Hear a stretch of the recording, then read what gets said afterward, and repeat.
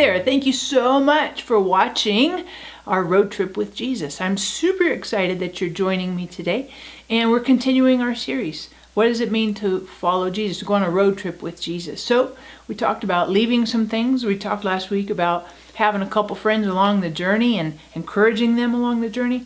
And then today we're going to talk about growing as we're on the road trip with Jesus. And I base this on Matthew 16, verse 24.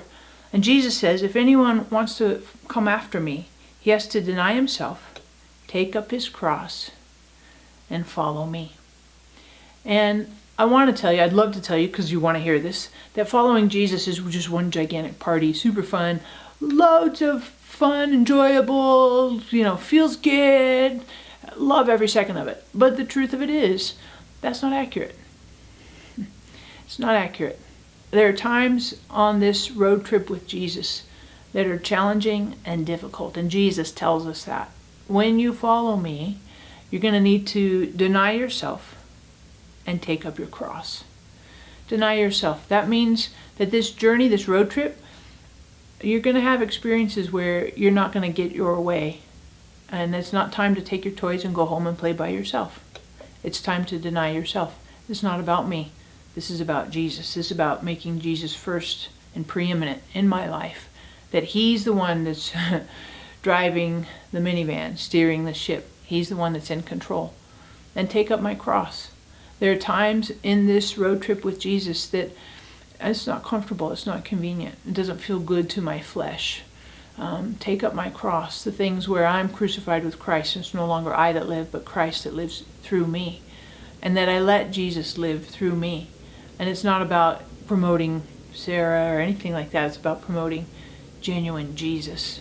And so he communicates that to us. If we're going to go on this road trip, yeah, it's going to be amazing. Yeah, you're going to get to know Jesus day by day, more and more. And the more you know Jesus, the more you fall in love with Jesus.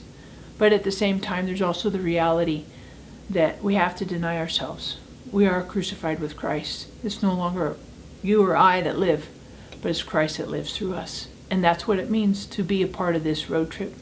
But I would say this as well. As we finish thinking about growing along the road trip, not only do we deny ourselves and pick up our cross, but we also follow Jesus' voice.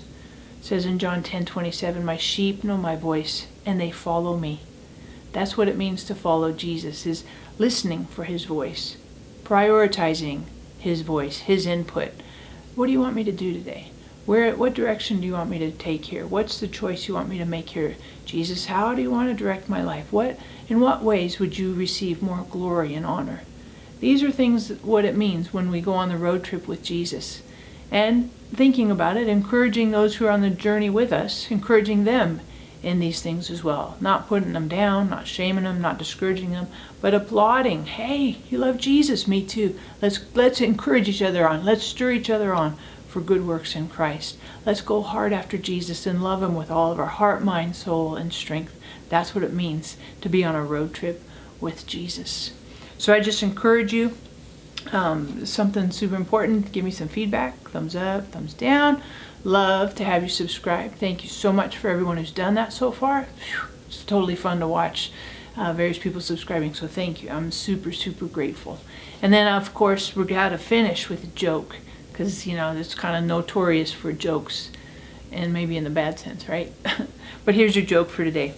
How does NASA organize a party? NASA, NASA, those rocket people. How does NASA organize a party? They plan it. Plan it. Get it? Plan it. I know. It only goes from worse to worse. It's not glory to glory. It's abysmal to abysmal.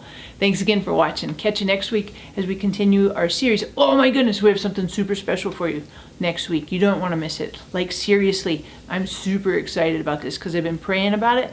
And for this particular series starting next week, I really have a great surprise. So thanks again for watching. Catch you next week.